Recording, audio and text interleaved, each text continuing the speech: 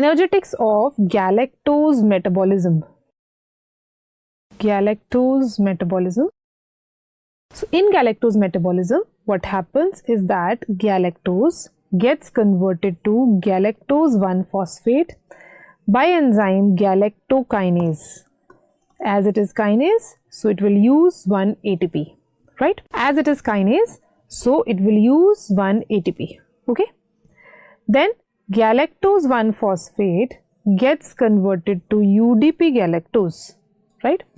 And here UDP glucose is used and what we get is glucose 1-phosphate, right? This is second number enzyme, that is GALT, galactose 1-phosphate uridyl transferase.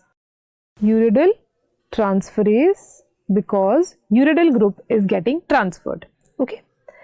Then UDP galactose is taken by third enzyme epimerase and UDP glucose is formed, okay?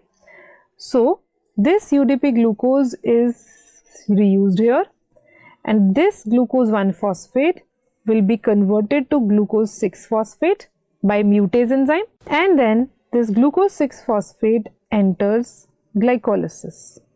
It enters glycolysis, right? So what is the energetics?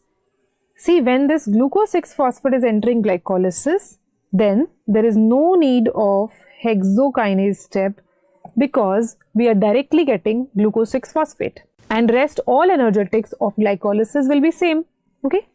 Just that we don't require to use ATP at hexokinase step, but we have already used ATP at galactokinase step. So these two cancel each other and energetics of glucose and galactose is exactly same. So if they ask you galactose on aerobic glycolysis gives how many ATPs, then answer will be 7. Galactose on complete breakdown will give 32 ATPs, right?